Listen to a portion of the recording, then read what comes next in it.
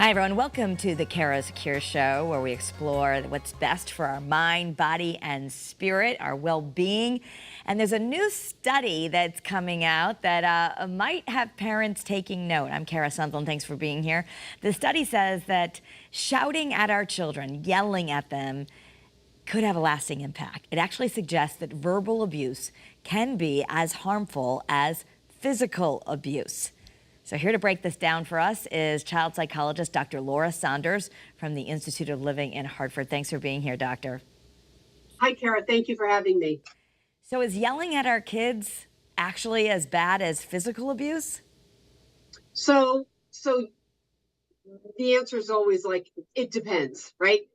So the study published in the Journal of Child Abuse and Neglect found that shouting at, denigrating, or verbally threatening children can be as damaging to their development as sexual or physical abuse. There's kind of four basic categories of child maltreatment: physical abuse, sexual abuse, emotional abuse, and now they're including in verbal abuse and neglect as part of that. Verbal abuse is part of the emotional abuse, but neglect is certainly a form of child maltreatment. So it's really looking at how what the consequences are of this kind of verbal abuse, but it really begs the question, is yelling a type of verbal abuse? And the answer is, I guess, maybe. You're saying if we dig deeper, the content is, what are you saying when you're yelling? Right. So the content really is critical. I say all the time, parenting's the hardest job. We all get overwhelmed at times. We all say things that we don't necessarily mean, but come out due to frustration. And it's usually frustration about the situation, but it's often unmet needs or built up frustration, and things come spewing out. So it is about finding alternative ways to vent that frustration or to manage that anger.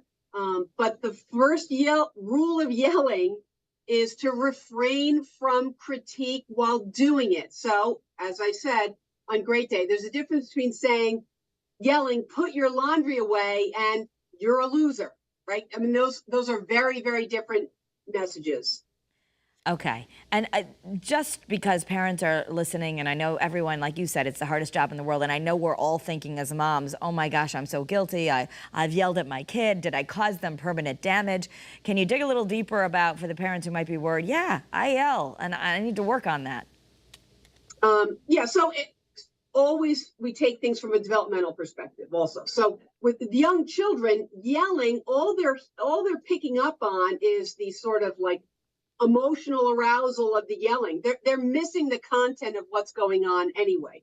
Older children, middle school, high school age, they're going to tend to tune it out. They're going to build sort of either a resentment or a resistance to the yelling. So what we're trying to say is that it's not an effective strategy for getting your point across. So, but I know we all hit that point. We all yell. And then often we feel bad about it, or we realize that it didn't really help anyway. Mm-hmm. So, I mean, that's all why the times really we've yelled at our kids, all the times we've yelled at our kids to hurry up and be on time, probably doesn't get them out the door faster.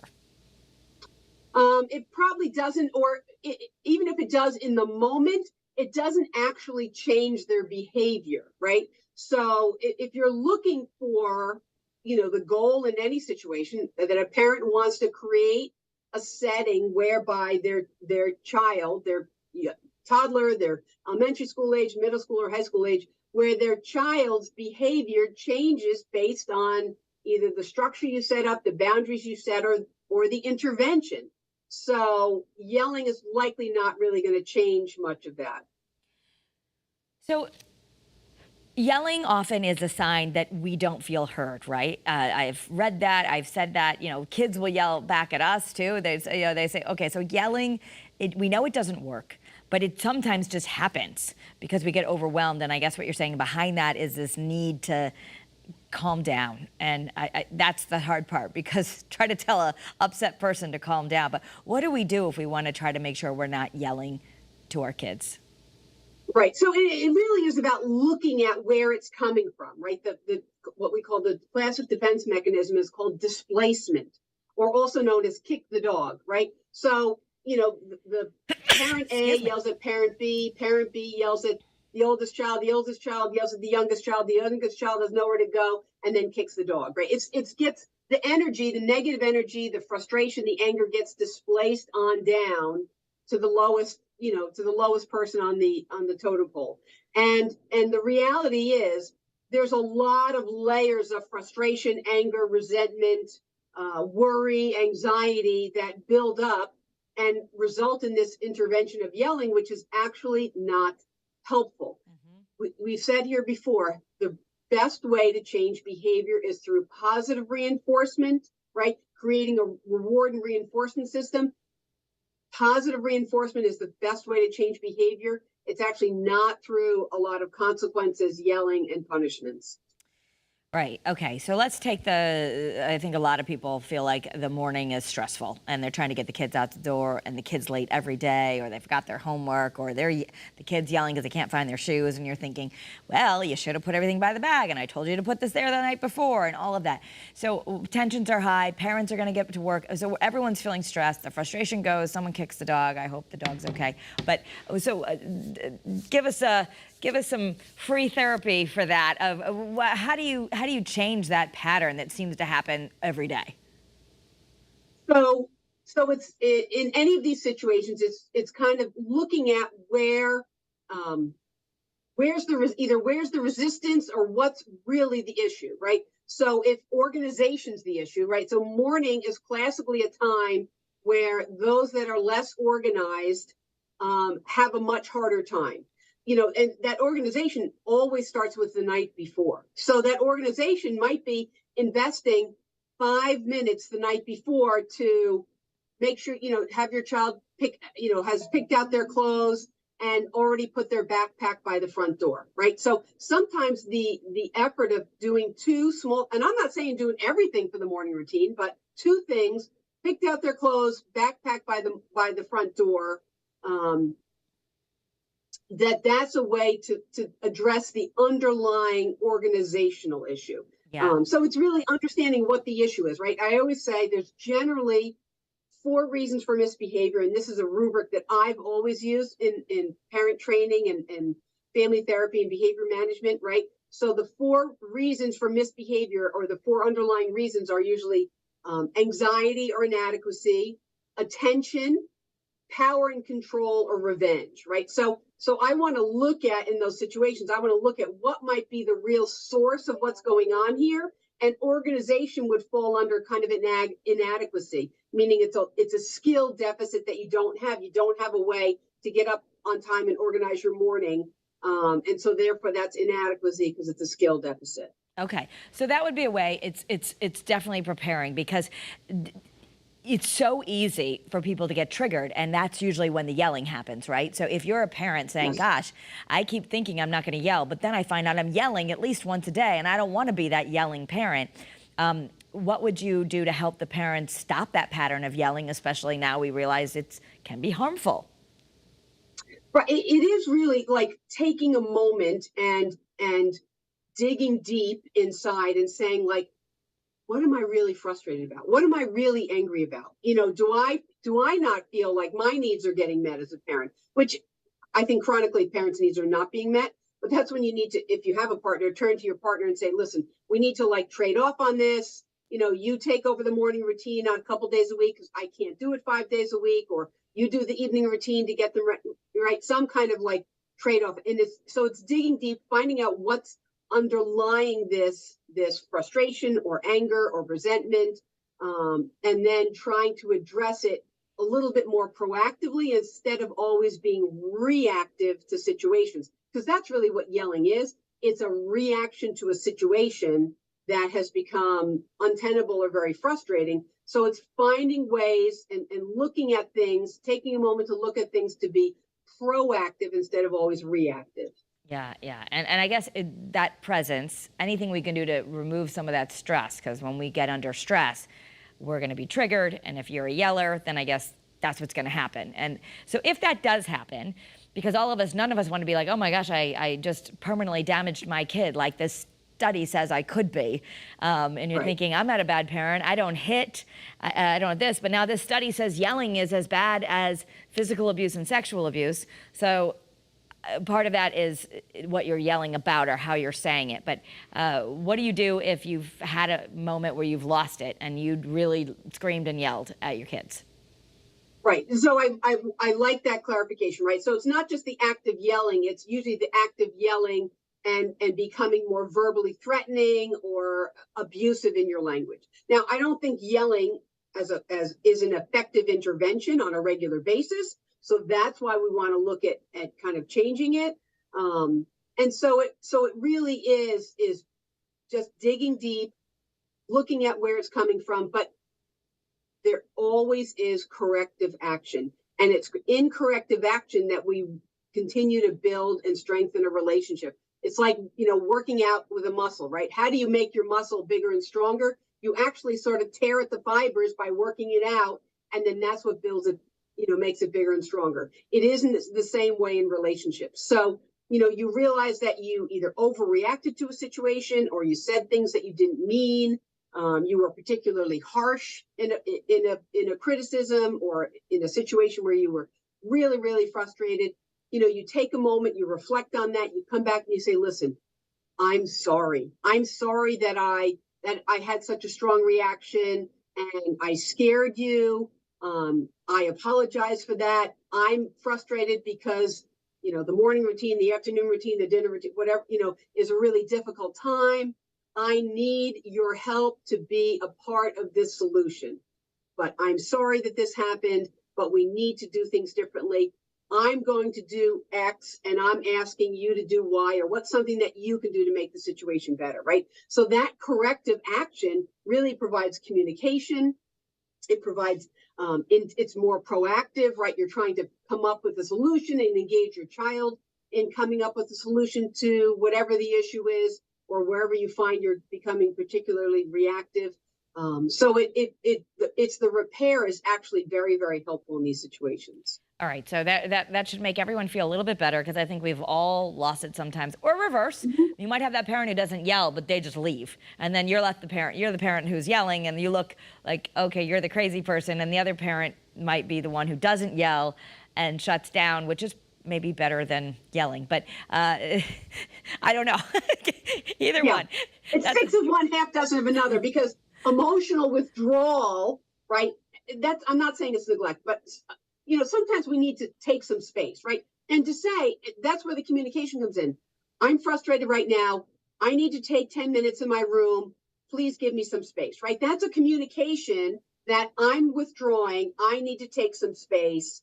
And because sometimes when emotional arousal levels are high, nothing's going to get solved in that moment. So you're communicating, I need to take some space, right? So, and that is modeling for your children. This is what I need. This is what's going on. And this is what I need in this situation. You're really modeling how to communicate what you need in a particular situation. Which I love, because if our motivation, if you're listening to a podcast like this and we're reading books or talking to people like you, it's because we really want to be the best parent we can be, right? So if the motivation is I want to be a better parent, then or as good as I can be, as you say, a good enough parent, then doing what you just said is actually maybe a way to change behavior. If you were yelled at as a kid and your step is to always yell because you just get triggered and you have a short fuse and you're like, you're overwhelmed, then what you're saying is we're actually teaching as we teach ourselves. So maybe that's the motivation is I feel like I'm going to yell. I'm going to lose it.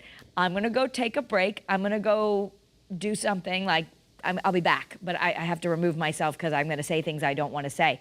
Just doing that is teaching our kids. Absolutely. I really believe parents do the best that they can do. But that doesn't mean that we all can't get a little better, right? So parents enter these situations with good intentions, but there's no one-size-fits-all manual for parenting. So it is, parenting at its best is an ongoing learning process. And it also is understanding that child A needs, different help and support than child B, maybe than child C. So knowing how things are different with your children, they have different temperaments, they have different, skills and deficits. And so that's a lot of work as a parent to say, okay, well, doing it this way for my first child does not work for my second child. So I kind of need to manage things a little differently. That's a lot of work and a lot of energy. So acknowledging that parenting's the hardest job, but to do it to the best of our ability, maybe doing it well might be stretching it, but doing it to the best of our ability means being reflective and making changes when what we're doing is not working. And I guess being forgiving that you may not be able to change overnight, but you say stop, take a breath, think about what you're frustrated about, communicate more clearly. And all of this is all of us learning, right? We're learning more mindfulness and trying to undo those patterns of just reacting. But I want to go to the other side, that this study really got into that we think of abuse. When people say I was traumatized as a child or I was abused, we automatically think of physical or sexual abuse. But this study found that yelling, verbal abuse rather, is just as serious and causes just the same amount of damage. But in what way, like verbal abuse, what qualifies for verbal abuse in that sense? So it's a pretty wide category, but let's think of it this way. Any words that you're using that are meant to hurt someone, put them down, make fun of them, right? Those kinds of words are considered to be abusive. Now, we've all said a bad thing here and there, but it's when it's an ongoing pattern of putting someone down, of threatening them, of using foul language or name calling, or really it's words that are hurtful, right? Put your laundry away in a frustrated tone is an act of frustration. It's not necessarily hurtful. Saying, and actually I think sometimes parents need to be careful saying things like, you're just like your father, or you're just like your mother, or you're just like your uncle. Those kinds of words can actually be seen as put downs also. So you need to be careful, because if, especially if there's not a good relationship with that other person. But it's words that are meant to inflict harm or inflict pain, that are considered to be more kind of verbally abusive or threatening. Because that creates self-image, I guess. So if you're saying, put your laundry away, I've told you so many times, why are you so stupid? Or why can't you do this? Everyone else in the house does it, you're the only one. That sounds pretty nasty. I hope people aren't talking about it, but talking to their kids that way. But at the same time, sometimes parents do bring in other siblings or other things, just to, like, I just want you to get this done. So they're almost using whatever tool they have to make the kid act. Right. And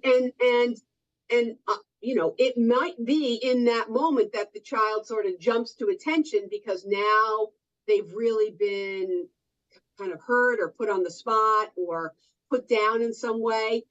But what we're saying is that kind of pattern of communication and intervention is like, death by 1,000 cuts, right? It's like chipping away at someone's self-worth. It's nicking at their emotional well-being. It's constant, it's like throwing darts at their emotional soul. And the more you sort of chip away and nick and cut, it creates long-lasting damage over time. So it's really being careful about the words that you use, trying not to compare child A to child B, because anyone that has more than one child knows that they're always different.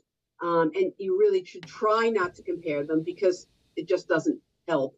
And really looking at the words that we use, because those words can be very powerful.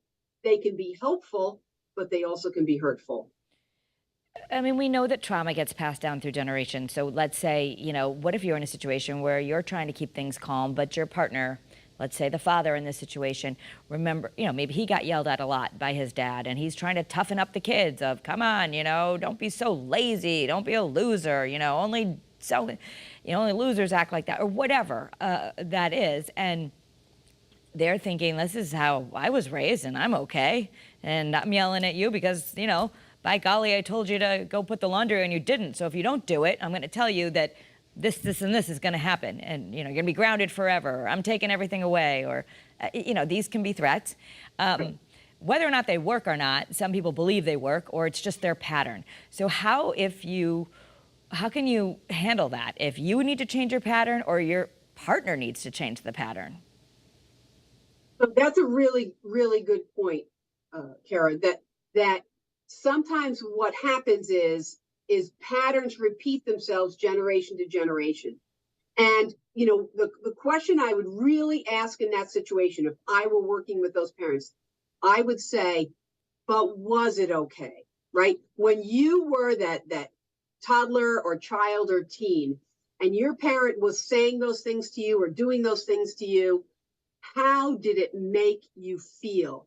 Did it make you actually want to please that parent or want to do things for that parent? Or did it build your anger and your resentment and your frustration? Because that's what I'd want, and maybe you had the strength of character to work things out, 30 years later, but know that it actually did some damage. And if you can reflect back on what that felt like, when you were younger, do you really want to do that to your child, right? Or can we look at ways to manage difficult behaviors or difficult situations in a way that's different, so it doesn't chip away at their sense of self-worth and it doesn't cause more long-lasting damage? Does, in your experience, when parents really try to change, does it work? How long does it take?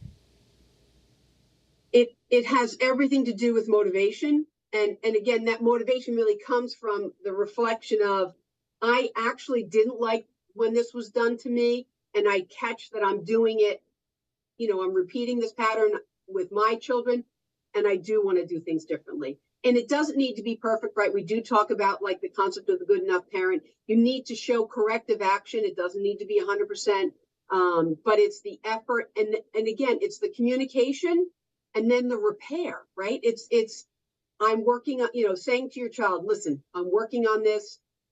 I appreciate your understanding with me. This is what I need from you. I need you to, organize yourself a little bit more in the evening, and then so it makes the mornings a little more smoothly. I'm going to get up 10 minutes earlier so we have a little more time in the morning, right? So it's the communication and the corrective action. It doesn't need to be perfect. It just needs to be sort of moving in a direction. Okay, so then what about consequences? I know you said consequences don't really work, but let's say back to this, the parents are going, well, I still need my kid to do the laundry, or I still need my kid to get out the door on time. And I told them to pack everything the night before, and he didn't. And he's late again, and he's late every day, and it's stressing me out because then I'm late. And so what do we do about consequences? Because I know you're saying harsh punishments, yelling, too many consequences don't really work.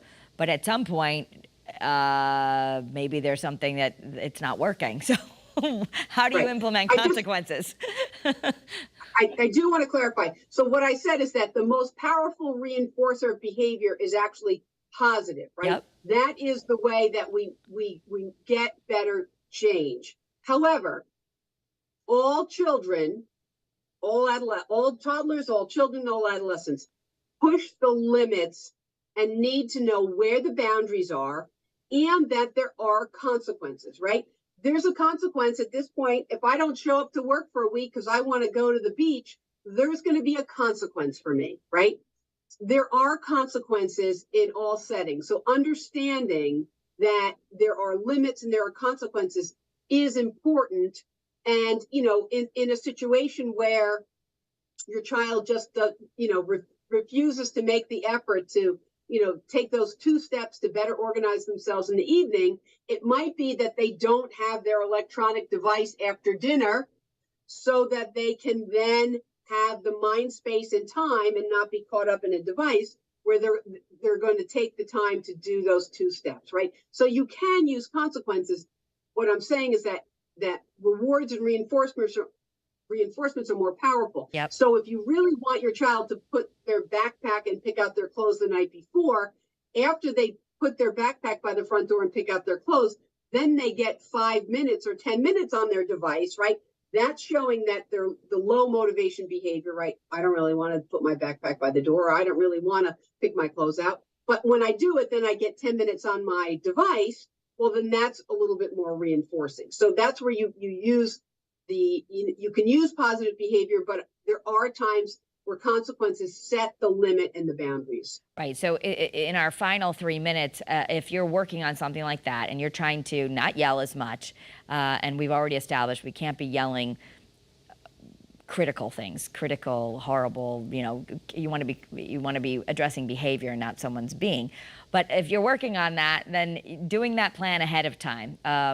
In my house, I would say sometimes I have to do a contract, which is really just a text, but like a reminder, okay, so if this happens again, then this is going to happen. So what you're saying is maybe not yelling in that moment of like, that's it, you're going to be grounded for life if we're late. Right. It's, okay, we had another bad day. We're going to sit down. This is what I need. This is that. And if you're not doing this, if you're late, you're not going to have your device that night, or vice versa. I'm not giving you the device until you've done those things. Right. It's called an if-then statement, right? If this happens, then this happens, right? If positive behavior, or what I want you to do happens, then you get this reward. If this happens or doesn't happen, then this is the consequence. So that using those if-then statements and then following through on them, but using if-then statements as a way to show that A happens and B follows. So if-then statements can be structured in a variety of different ways, but to use that kind of an if-then statement. Yep. So as we summarize some action steps, if you're thinking the volume in my house is too loud, there's too much yelling, the first step always is starting with us. So we have to figure out what our triggers are, what's frustrating us, and work on creating more space there. Yes, because we set the tone as adults, right? So if we're loud, if we're saying things with a lot of volume all the time, people are going to be responding to us with high volume, and then everyone tunes each other out. So it really just becomes a very ineffective way to communicate. I've heard that, I read an article, some couples have a magic word. When the other one's starting to lose it, they say the magic word like snow, and it's supposed to bring them back. Because we do kind of go in a trance, right? We just do our habits unless we work hard to change them. So using a code word, right? Lamp or snow or tree or something that's neutral, not like stupid or something that's a put down. But using a neutral word can be like, okay, I got it. I'm going to take some space. I'm going to do something. I'm going to bring my energy level down. I'm going to take some breaths. I'm going to, go outside, let the cool air hit me. We're out of time, Dr. Saunders. I have to say goodbye. We love you, though. Have a great day, everyone, and be well.